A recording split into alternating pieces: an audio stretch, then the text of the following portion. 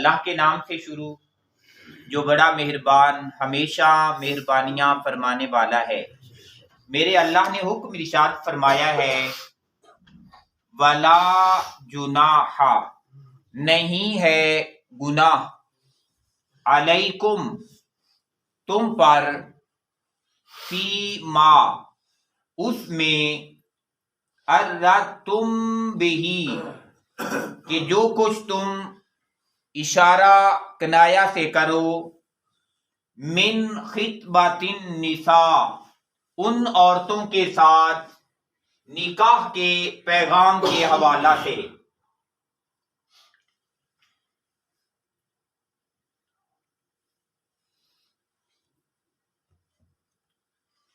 جی میرے اللہ نے حکم ارشاد فرمایا کہ اس بات میں تم پر گناہ نہیں ہے۔ یہ بات چل رہی تھی اس عورت کی جو عدت کا پیریڈ گزار رہی ہے،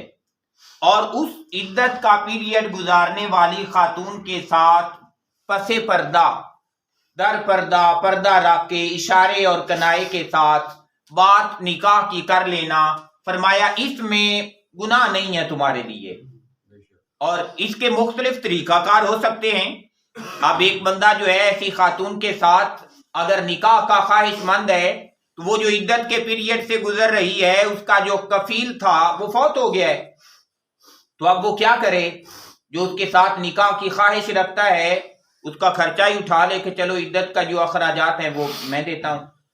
تو اس کے عدت کے اخراجات جو ہے وہ پورے کرنے لگ پڑے، تو یہ بھی ایک قسم کا اشارہ ہوگا کہ یہ بندہ جو ہے یہ اس کا تحفظ چاہتا ہے اور یہ اس کا نگہبان اور نگران بننا چاہتا ہے۔ تو فرمایا اس ٹائپ سے اشارے کنائے کے ساتھ در پردہ بات کر لیں تو کوئی حرج نہیں ہے۔ پچھلی آیت کریمہ میں، پچھلے سبق میں میرے اللہ نے عورتوں کو فرمایا تھا کہ تم زیب و زینت نہ کرنا، اپنے آپ کو آراستہ نہ کرنا، اپنے آپ کو ایسا نہ بنانا کہ لوگ تمہاری طرف کھینچے چلے آئیں، کیونکہ یہ پیریڈ کی سوگ کا پیریڈ ہے، تو سوگ پیریڈ کے اندر بالکل تم سادہ رہ کے اپنے پردے کا لحاظ رکھتے ہوئے، اپنی چار دیواری کا لحاظ رکھتے ہوئے فرمایا سادگی والی بالکل زندگی بسر کرنا، اور اس بات کا خیال رکھنا۔ اور بیسک اور بنیادی طور پہ وہ جو اس کے اخراجات ہیں یہ تو حق ہے کہ اسی وراثت کے مال کے اندر سے اس کے پورے کیے جائیں، یا جو ورثاء ہیں اگر وراثت اتنی دیر تقسیم نہیں ہوتی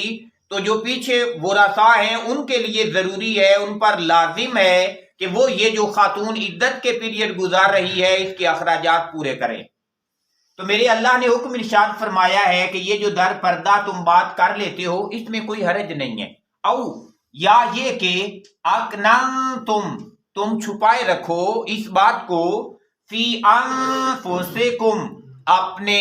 دلوں کے اندر، اپنے نفس کے اندر، برملا اس کا اظہار نہیں کریں کہ یہ اچھی بات نہیں ہے، اپنے من میں چھپائے رکھو، تو میرے اللہ نے فرمایا کہ اس کا تم پر گناہ نہیں ہوگا، گناہ اٹھا لیا گیا ہے۔ ساتھ ہی میرے اللہ نے ارشاد فرمایا عالم اللہ تعالیٰ خوب جانتا ہے،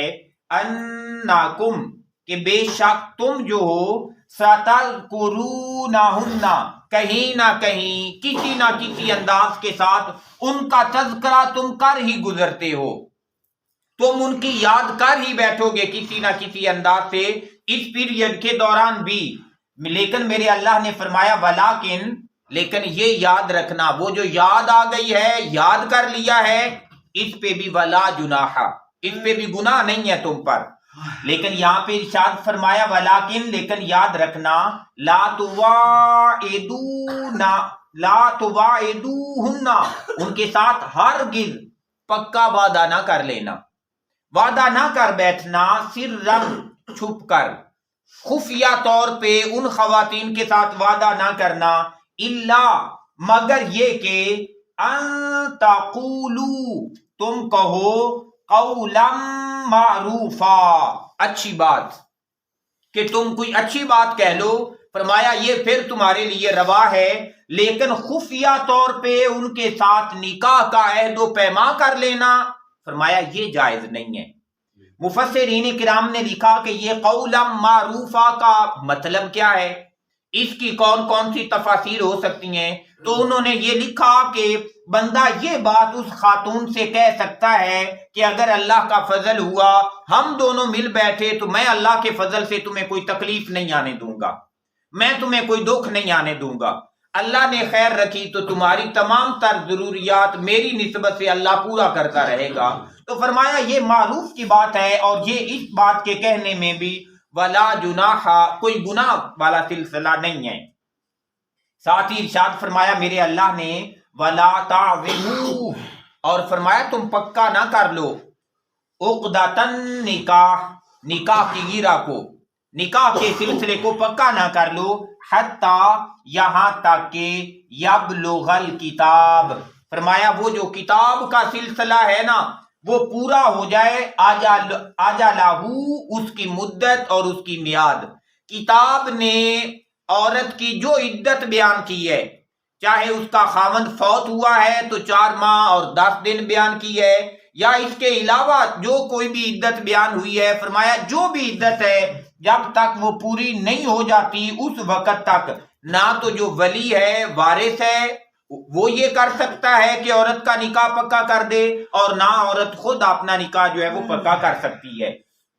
ساتھ میرے اللہ نے ارشاد فرمایا وَاعْلَمُوا، لوگوں پھر جان لو، پھر اس بات کو جان لو کہ ان اللہ، بے شک اللہ تبارک و تعالی، یعلم، وہ خوب جانتا ہے، ما فی انفسکم، جو کچھ تمہارے دلوں کے اندر چھپا ہوا ہے، وہ تمہارے اندر کے سلسلوں کو بھی خوب جاننے والا ہے۔ فاحذروہ، اس لیے اس سے ڈرتے رہو، اس اللہ سے ڈرتے رہو کہ وہ جو آپ کے اندر کی دنیا بھی ہے نا، فرمایا اندر کی دنیا کو بھی کنٹرول رکھو، اپنے دل کے معاملات کو بھی کنٹرول رکھو۔ بعض دفعہ اوپر سے بندہ بڑا صاف ستھرا ہوتا ہے، بڑا اچھا ہوتا ہے، لیکن اس کے دل کے اندر جو پروگرام چل رہے ہوتے ہیں نا وہ بڑے خطرناک پروگرام ہوتے ہیں۔ اگر وہ دل والے سلسلوں کا اظہار کر دے تو بندے پکڑ کے تو اسے لمبا کر دیں۔ تو میرا اللہ ارشاد فرماتا ہے کہ بندے جیسے تو اپنے آپ کو اوپر سے سنوار اور سنگار کے رکھتا ہے، ایسے اپنے دل کی دنیا کو بھی سنوار کے رکھا کر، کیونکہ تیرے ظاہر کو لوگوں نے دیکھنا ہے اور تیرا جو باطن ہے اس پہ اللہ کی نظر رحمت ٹکی ہوتی ہے۔ تو وہ دل جسے اللہ دیکھ رہا ہے، وہ دل جو اللہ کے انوار اور تجلیات کا مرکز ہے، وہ دل جہاں پہ اللہ کے انوار رہتے ہیں، تو فرمایا اس دل کو صاف رکھنا، ستھرا رکھنا، یہ تمہاری ذمہ داری اور ڈیوٹی ہے۔ اور وہ کیسے صاف رہ سکتا ہے؟ فرمایا فاحذروہ، فرمایا جب اللہ سے ڈرتے رہو گے نا تو تمہارا دل ہمیشہ صاف ہی رہے گا۔ تو اس وجہ سے بندے کو اللہ کا خوف ہمیشہ رہنا چاہیے۔ ساتھ ہی ارشاد فرمایا میرے اللہ نے وَاعْلَمُوا، لوگوں پھر جان لو، پھر اس بات کو پلے باندھ لو کہ ان اللہ، بے شک اللہ تبارک و تعالی جو ہے غفور، وہ بڑا معاف کر دینے والا ہے۔ کہ بعض دفعہ بغیر اختیار کے دل میں ایک خیال پیدا ہو جاتا ہے، اور وہ خیال نیکی کا خیال نہیں ہوتا، گناہ کا خیال ہوتا ہے۔ تو میرے اللہ نے ارشاد فرمایا بندے جان لے کہ وہ جو اختیار کے بغیر تیرے دل میں خیال پیدا ہو گیا ہے نا، اللہ اسے بھی معاف کرنے پہ قدرت رکھتا ہے، اسے بھی معاف کرنے والا ہے، حلیم۔ اور ساتھ ارشاد فرمایا اللہ بڑا بردبار ہے، بڑا برداشت کرنے والا بھی ہے۔ ہماری باتیں ایسی ہوتی ہیں، خدا کی قسم ساڈا ابا برداشت نہیں کرتا۔ ابو کو جب پتہ لگ جاتا ہے نا کہ اس نے یہ کام کیا ہے، حالانکہ انہیں رپورٹ دی گئی ہوتی ہے، ممکن ہے رپورٹ دینے والے نے تھوڑی مثالہ لگا کے رپورٹ دے دی ہو، اور ادھر سے اس نے رپورٹ دی ہو اور ابو بات سنے اور بندے کو تھپڑ لگا دے، برداشت نہیں کیا اللہ ابو نے۔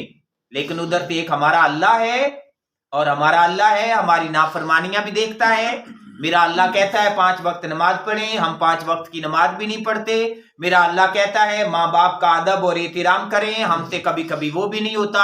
میرا اللہ حکم دیتا ہے کہ سچ بات کیا کرو، ہم بعض دفعہ جھوٹ بھی بول جاتے ہیں۔ میرا اللہ فرماتا ہے آنکھیں دی ہیں تو ان کا مقصد ہے، لیکن بے حیائی اور برائی نہ دیکھنا، ہم بے حیائی اور برائی بھی دیکھ لیتے ہیں۔ میرے اللہ نے زبان دی ہے اور فرمایا اس کا مقصد ہے گالی گلوچ نہ دینا، جھوٹ نہ بولنا، غیبت نہ کرنا، چغلی نہ کرنا، لیکن ہم اپنی زبان کا بھی غلط استعمال کر لیتے ہیں، اور خدا کی قسم ان سارے کاموں کے باوجود وہ ہماری روٹی بند نہیں کرتا، وہ ہمیں اپنی زمین سے نہیں اتارتا کہ میرے گناہ کیا ہے، میری زمین پہ چل رہا، اتر جاؤ میری زمین، وہ ایسا بھی نہیں کرتا، کیوں؟ کیونکہ حلیم وہ بڑا بردبار ہے. لیکن یہ بات یاد رکھیے گا، وہ بردبار ضرور ہے لیکن وہ اللہ جو ہے اس کی پکڑ سے کوئی بھاگ نکلنے والا نہیں ہے. جب اس کی پکڑ آ جاتی ہے تو پھر وہ ارشاد فرماتا ہے ان بطش ربک لشدید. بندے یاد رکھنا تیرے اللہ کی پکڑ بڑی سخت پکڑ ہے